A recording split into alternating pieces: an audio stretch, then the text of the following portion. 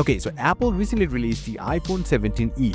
Now this phone actually got quite a few upgrades even though the pricing has stayed the same $599, but because the iPhone 15 released 3 years back had some features that are still missing in this phone, I still can't recommend it to everyone. But why that is the case, let me tell you. So the first and foremost thing, the changes.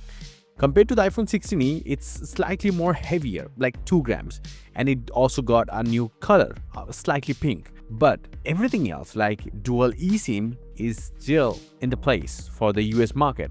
In other markets, it's eSIM and a physical SIM. The IP68 is still similar. Even the display hasn't changed. The 6.1-inch 19.5 by 9 aspect ratio display coming directly from the iPhone 14 is just similar.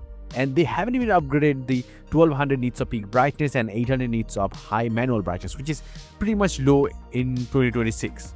Because even if you look at it, the iPhone 15 3 years back came with 2000 nits of peak brightness, so that should have been the minimum. But because it does come with a notch display, yeah, it doesn't come with the dynamic island, and similar thing can be said about the screen to body ratio, 86% just like the iPhone 14 or even the iPhone 16e. But the only thing that has been upgraded and Apple claiming is the ceramic shield 2. Now this is better because it is much more better in like 3 times more scratch resistant and stuff like that, and this is actually a good upgrade, no doubt. But the huge upgrade in the display department probably would be the anti-reflective coating that comes with this phone, not the last year's model or the iPhone 15. That's a big upgrade. But then the biggest upgrade, the Apple's A19 chipset. This 3nm chipset does really perform well in the iPhone 17 model, but there is a difference. The Apple's GPU is actually a 4-core graphics, and the A19 inside the iPhone 17 is having a 5-core graphics. Now, we also don't know the core specs because the clock speeds are going to be different.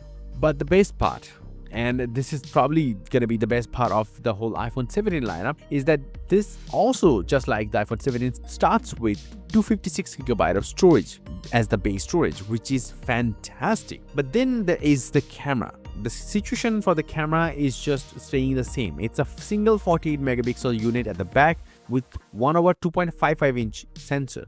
This is nowhere similar to the iPhone 15 sensor, which was much bigger, 1 over 1.56-inch sensor.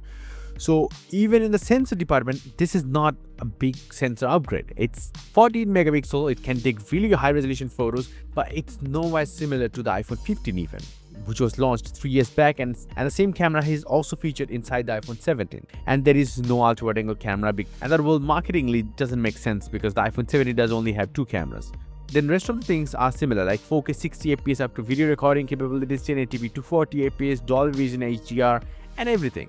The 12 megapixel front facing camera is similar, but it's not the 18 megapixel square camera of the iPhone 17, so that's kind of missing. They will launch it in the next year maybe. The Bluetooth though is not Bluetooth 6.0.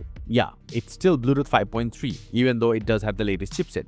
But this time though, they added the MagSafe magnets, which was missing last year, surprisingly, and this year they actually brought it back. So it's kind of weird, but they did it because the iPhone 14 did have it. I mean, heck, the iPhone 12 had the MagSafe ring. So then there is the con. The Type-C is there, which is fantastic, to be honest, to say the least in 2026, but it is a Type-C 2.0 port, just like it is on the iPhone 15, iPhone 16, or even the iPhone 17. And in the battery department, it does have actually a bigger battery than the iPhone 17, rated at 4000 mAh compared to 3692 on the iPhone 17. But Apple shows that the iPhone 17 has better battery life than the iPhone 17e for some weird reasons. But still, you don't have to worry about the battery at all because it's still a very big battery.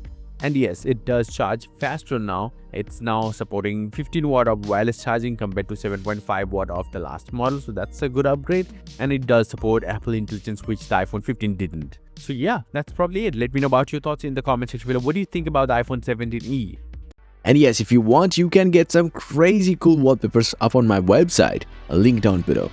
Until the next one, bye and take care.